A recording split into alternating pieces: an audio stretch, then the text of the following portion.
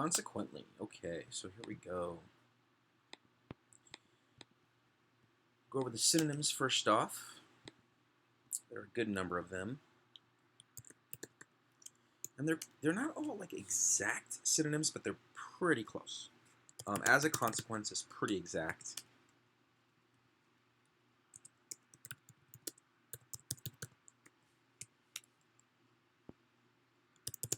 As a result, pretty exact. Appropriately, not quite exact. Similar, but it has slight difference. And we'll probably go over all of these at some point. Correspondingly, dually, equally, and this isn't an exhaustive list. This is just a bunch. Fitly, hence, pretty exact. It's basically, so consequently, essentially means as a consequence. So, as a consequence. So it has to do with cause and effect. All right, so let's go over a couple of examples. Normally, consequently is preceded by a previous sentence or multiple sentences that sort of lays out the backdrop of the cause, and then consequently usually starts a sentence that has the effect. Right? Like, what is the effect of the previous sentence or sentences? So you could say, I have always been a slow learner and worker, even when I was young. Consequently, I need more time to prepare my lesson plans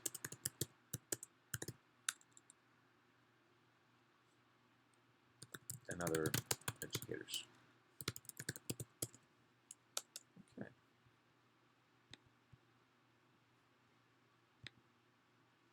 If we can replace that with as a consequence, as a result, hence, I mean, these are all pretty good, but definitely these are very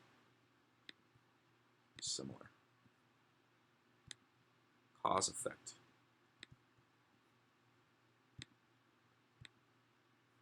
And fitly is too. Fitly definitely is too. It's a teeny bit different. I mean, all of these are pretty close, but I'd say these three are the most common that I see in formal writing. I've always been a slow worker and learner, even when I was young, period. Consequently, I need more time to prepare my lesson plans than other educators. So we learn quickly that this writer is an educator and that he or she creates lesson plans for his or her class or classes. All right, let's do another one. My grandmother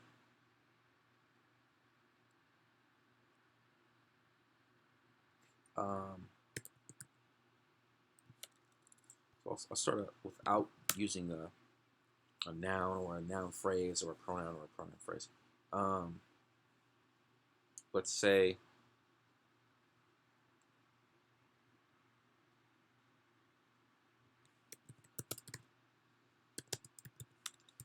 it's not uncommon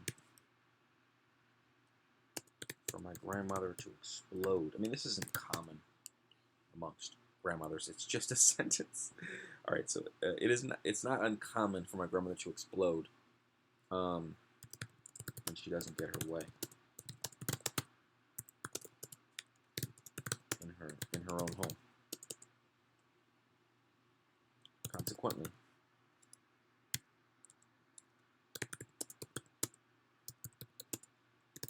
it made more sense to acquiesce. Tricky word. It means to to listen to and to follow that person's instructions. And even if they're not like explicit instructions, it's basically a very aggressive suggestion that you follow a certain course or path or a certain route of conduct, as an example. So it's made more sense to acquiesce to my grandmother's wishes rather than ignore. Okay, so here you can say ignore them or her. Either one I think works, because if you say her, it emphasizes the subject of this first sentence. But if you change it to them, it emphasizes this noun here, which is much closer in terms of the location. So I think either one is perfectly fine. I'll just decide to emphasize this.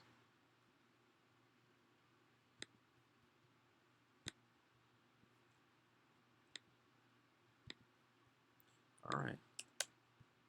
So now let's do our last one, our last example.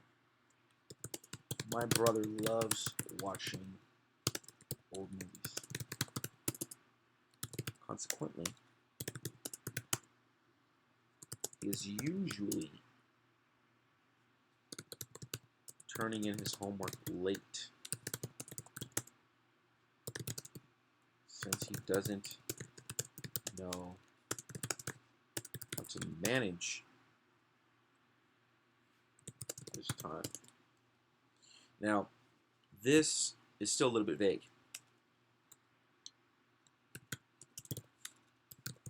I want to be very clear. Make the reader work a little bit. And then also, we want,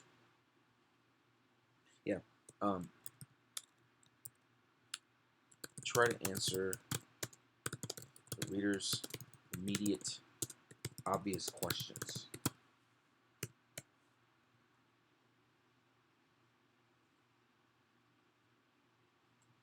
As soon as possible. Right, this is very, very important. So,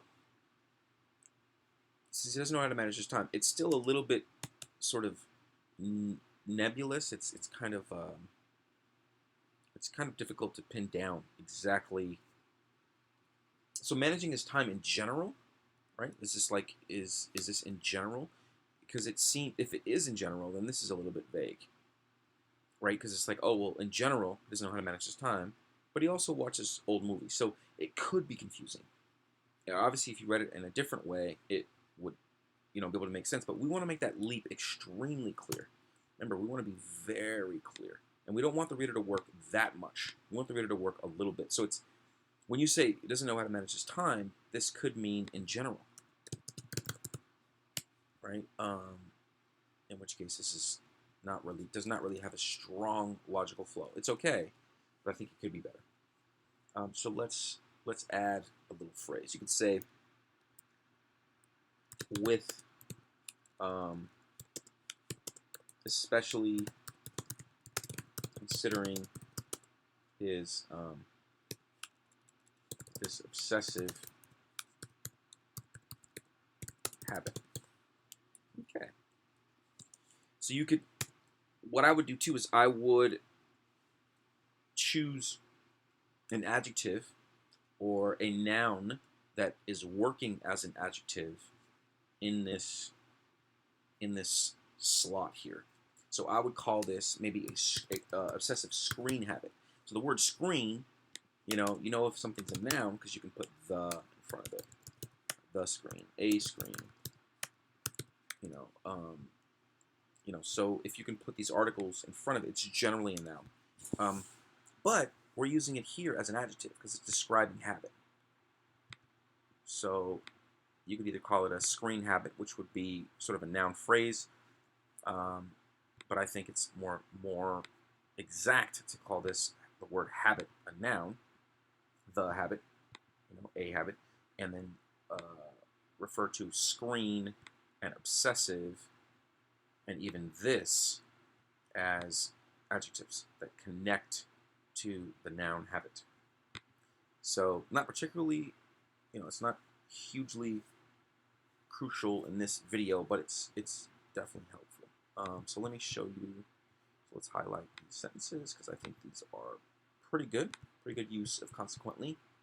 Hopefully you're seeing how you can use it and have it improve the quality of your writing and the clarity. Remember, we don't want to add complexity like this nuance with words like moreover and consequently, etc. But then lose clarity. You want to keep both. So you want to have dimension to your writing. You want to add that dimension, but you also want to make sure that you're clear, which might require a few more words, a few more choice words to make it super clear. My brother loves watching old movies. Consequently, or as a consequence, or hence, as a result, he is usually turning in his homework late since he doesn't know how to manage his time, especially considering this obsessive screen habit. So we could say,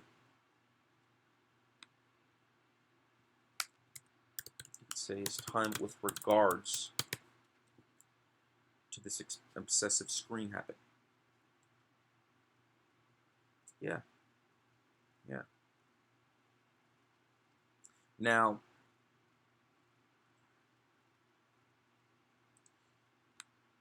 it's kind of tricky to explain, but I think that it's better if you put comma especially.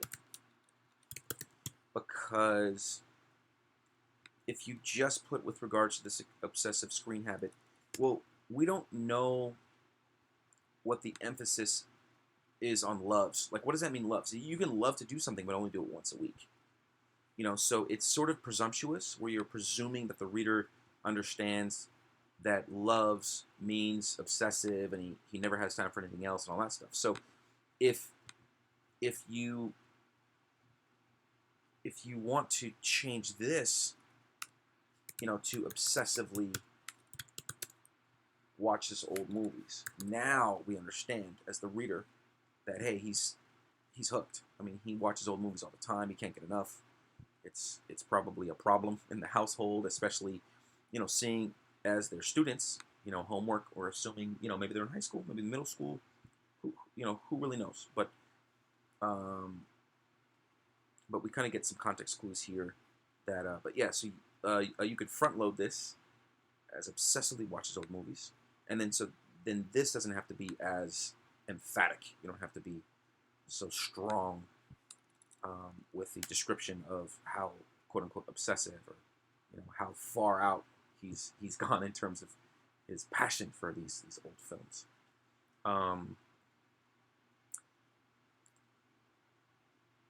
So you could call it, so if it's a screen habit, you might want to add an adjective here, right? This black and white screen habit. This classic screen habit. The other thing too is, this is all real time, right? So if you think of a bunch of words that might fit, but then you listen to them and they don't sound that good, they don't really add to the sentence, then you can just omit it. My brother obsessively watches old movies. Consequently, he's usually turning in his homework late since he doesn't know how to manage his time with regards to this screen habit. That's fine. That's fine. Because if we added black and white, because is it a black and white screen? No, it's a black and white image, but it's probably, a new TV, I'm guessing, or a new, 4K or beyond. I mean, it's probably something that has color. So it's not really a black and white screen. It's a black and white image. So what if you change it to black and white image? It just looks weird. Does black and white image have it? It just looks so strange. So you might want to say screen. The obvious, I think, here would be, I actually like screen. I think screen adds to sort of the dimension because it's the screen in somebody's house. And you're not saying like it's a big screen or it's like on the film screen when you're out at the theaters. So we're assuming it's, okay, this is the screen in their house. But you could say this. What is a synonym of obsessive? We want to choose a synonym of that. So this, obnoxious or um, you know, interfering screen habit. You could also change this to he usually turns his homework in late.